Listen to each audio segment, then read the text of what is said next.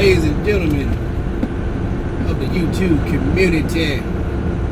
'Tis I, Blackbeard to the 5th,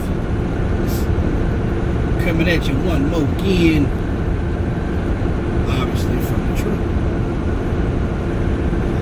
So yeah, man, I'm sitting in, first of all, good morning to everybody that's watching this. Hope your day is starting blessed and profitable. I woke up this morning in Benson, Arizona. This trip that I'm on now, I started in Los Angeles, and it has taken me to Dallas with a stop in El Paso. So a couple of things that I have noticed on this new company that I'm with. It's different. It is different, and I am slowly but surely getting accustomed to it. The system here. It is so different from what I have experienced my last say 7 years with a mega carrier. Of course, most of you know I used to work with Swift, and I was a lease operator with Swift. And you know, we got, they got the largest terminal network, well, that I know of in the country. Combine that with Knight, because of course Knight bought Swift, or they merged. I'm sorry. So the system that they have as far as leasing is concerned, everything is either handed to you or done for you. Majority of everything. And what I mean by that is, if you need money to fix your truck, and with the minor stuff like tires and little minor maintenance things. If you don't have enough in your maintenance, Swift or the mega carrier will be willing to front you the difference, and then you just slowly pay that back. For major repairs, engine going out, transmission going out, differentials freeze up, whatever. You know what I'm saying? You put the truck in the shop, you call up some type of number, they give you a truck to use while your truck is being repaired. No problem. You got the opportunity to keep it moving. You can drive into the terminal, go to the fuel island. You got the option to fuel if you want to. You got the option to go to the maintenance bays. Everything's like right there. You park the truck, you hop out, walk into the building. You got the driver's lounge with the comfy chairs, the big old screen TV, and you got some of the old heads that have been in the company for 10, 15 years, sitting around spitting war stories about how they've went over Cabbage Mountain for the 20th time in 3 feet of snow, and they had to chain up with nothing on but boxes and a ski mask over their face. Roughnecking. You know what I'm saying? So there's that. Well, where I'm at, it's really not. It's not really such thing as a terminal network. The terminals where I go to, they got like a waiting area. Oh, let me plug up this thing before it dies on me. Hold on.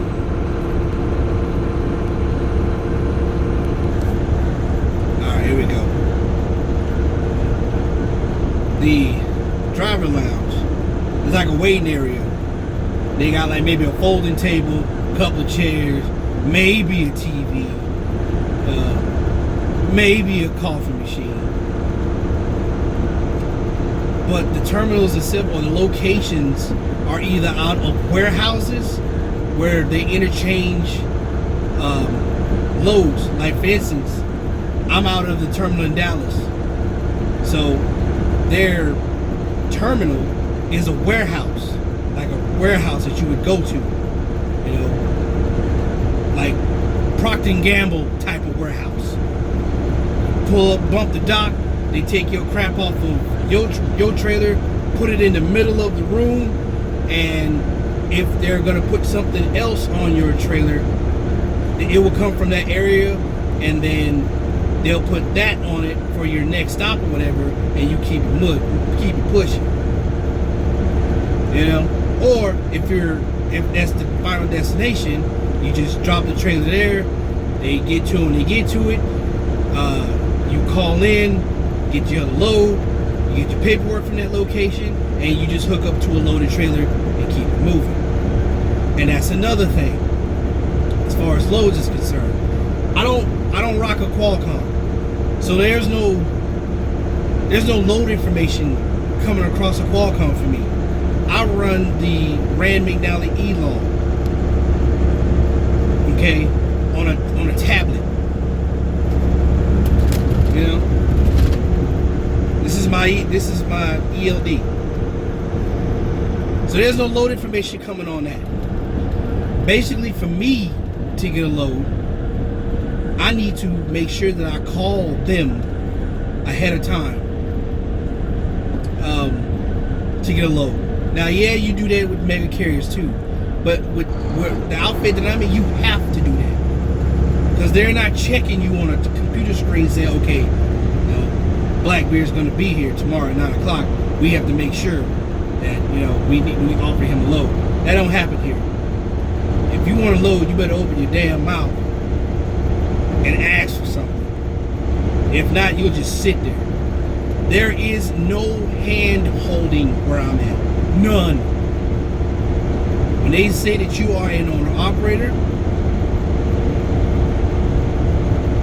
that's how they treat you. You ain't got money for maintenance, you better go find a corner, shake your ass or something. There is no help here. Now they might if you know you sweet talk them just right. You know, if you're nice with them, maybe they'll help you out a little bit. Don't count on it though. Don't count on it. It's a real deal here, and I'm getting accustomed to all of this. You know what I'm saying? Not going to a terminal. There's no maintenance shop that I can just pull into. I gotta find my own maintenance shop. Like for instance, with the way they got it set up with this truck, this Volvo that I have, all of my PMs, B services, things of that nature, I need to find a Volvo dealership to get it done at for the discount. Okay, I tell them, hey, I'll run with this company. They have a deal or something with the Volvo dealerships, and I pull in and I can get my B services for a discounted price versus going to the outside and paying full price. I don't know what that price is yet because I haven't got maintenance done on this truck yet. The tires, they do have a tire program here, but it's crazy the way they do it. Again, when I was at the mega carrier, if I pull into the shop and be like, all right, I need 4 tires. They're like, all right, Blackbeard, we got you. Which ones do you want? I pick the ones that I want. They slap them bad boys on. All right, Blackbeard, we need 2,500, 3,000, whatever it is. You know what I'm saying? I'm looking into the maintenance account like, all right, I ain't got enough. So I can get on the phone with, Swift, like, all right, hey, Mr. Swift, listen, I got these tires. I need them. Let's shout in the maintenance. Can you hook a brother up? Sure, Blackbeard. I got my tires. I'm slowly playing the balance that I owe. With these boys? Yeah, they ain't happening. They ain't happening. This is how it's gonna go down. You're gonna pull in and say, I need 4 tires. And they're gonna be like, alright, what do you want? I want them right there. They'll slap them on. Alright, Blackbeard. That'll be 25, 3,000, whatever it is. If I ain't got the bread on me right then, I ain't getting them tires. And the thing is, I can only get 4 at one time. I can't get all, 8. Or, you know what I'm saying? I can't get 8 at a time or get all of them done. No, I only get 4 at a time in one purchase. So, and then all of that amount is gonna come out at one time. There is no payments. No payments. It's like you got the bread, pony it up. I can come out of the pocket and be like, all right, I'm gonna pay for these tires right here, and then I contact the people, and then they'll take it out of my maintenance and they'll cut me a check so I can put that, put that back in my pocket. But there is no repayments. If you ain't got the bread, you ain't getting tires. It's easy as that. So I got, and then the paperwork. I gotta document everything. Again, when I was with Swift, all I had to do is, get a load on the Qualcomm. I go to the shipper, pick that load up, do a couple of buttons on the Qualcomm. I'm here. Go in, get paperwork, hook up the trailer. I'm out. Get to where I need to get to, drop it, tell them I got there. When they're done what they're doing, tell them I'm empty.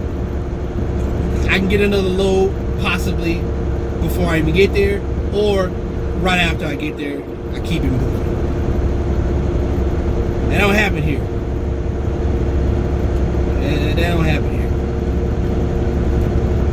I have to, once I get my paperwork, I have to document all the mileage. All the mileage. The mileage where I started, the mileage when I pick up. I have to document all of the miles throughout the entire state, like coming from California to Texas. Every mile that I ran from my origination point to the state line of California, I documented. I have to write down the odometer. Then crossing over into Arizona, I document that mileage, keep it pushing. Once I get to the Arizona-New Mexico border, I document that mileage. And then I calculate how much miles that I ran through that state. Every state, I have to write down all of the miles that I ran through. And I have to turn that in when I scan my paperwork. Every load. And if it's not right, it can delay my bread. I have to turn in all of my fuel receipts. I scan that in too. Usually you can just get fuel, or when I was with Swift, you get fuel and you keep the receipt in a shoebox or whatever, or you deal with it at the end of the year. Here you have to scan in the fuel receipts along with your paperwork, the mileage sheet, and you have to turn in 2 trailer inspection sheets for when you picked up the trailer and when you got rid of it. It is necessary, mandatory. We have what's called a trailer pool here, and you have to pay a certain amount, and it's kind of crazy. You have to pay a certain amount every week for this trailer pool so that the company can do maintenance on their trailers. I don't understand it. I don't get it. Again, I'm still trying to understand the logic behind that. Well, I guess I understand it from this point where if you have to put money towards a trailer, you know what I'm saying, you would be more likely to take care of it. You know what I'm saying? Because they will ding you if anything happens, if you document anything, like on your origination sheet, if there was no defects, but when you turned the trailer in, there was whatever, you know what I'm saying, they can ding you for it. So they make everybody pay money into this trailer pool. That way you can have a bigger sense of pride and take care of this trailer that you're hauling or pulling along. I guess I understand it from that aspect, but the way they pushed it was all about having money to maintain the trailers. I don't know, I'm still getting that part.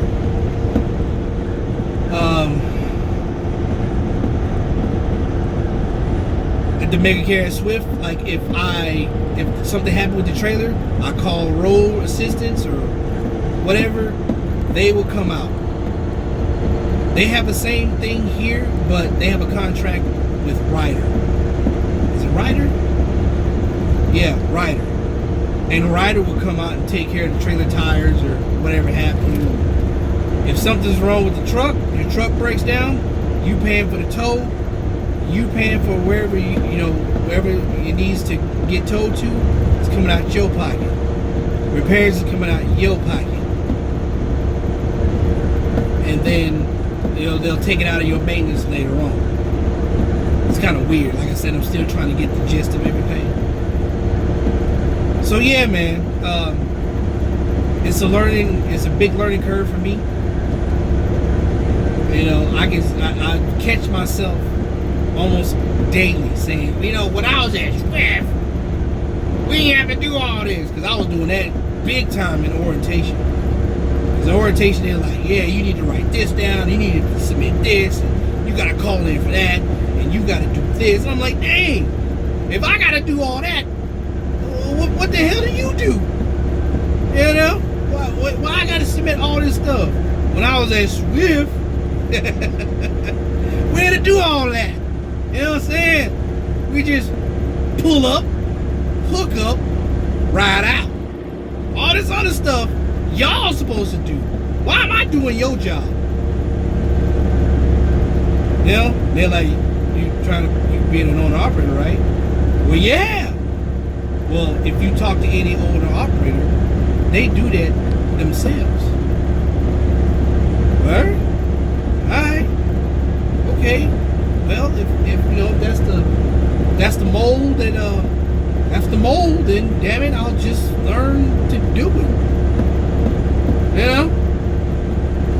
So yeah, like I said, it's a big culture shock. I'm learning as I go. So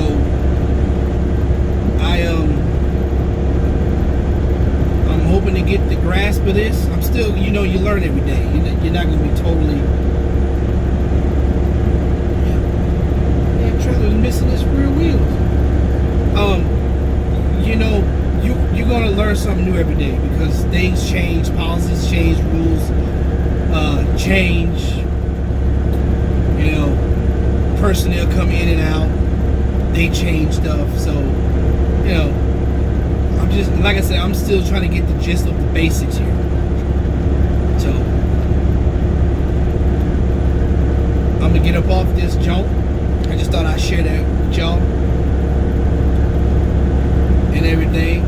Oh yeah, and shout out to my peoples Beauty and the Beast. Congratulations on your apparel store. You're doing your thing. So I salute to y'all. I hope y'all got my Instagram video that I sent you. You know, I told you I got you. Got you. You know, shout out to you big wig truck drivers out there, you fleet owners, the Loshans, the Woodies, the King D Rogers. You know, shout out to you boys that have been doing this for a while. Ice Water. You know, Red Viking Trucker, things that nature, people like that. You know, salute to y'all. I'll check back in with y'all later on in another video. As a matter of fact, when I get to Dallas, I will show you our terminal. Give you an idea what it looks like. Alright? So with that, I'm going to holler at y'all. I Chuck Deuces. Y'all have a good one. Peace.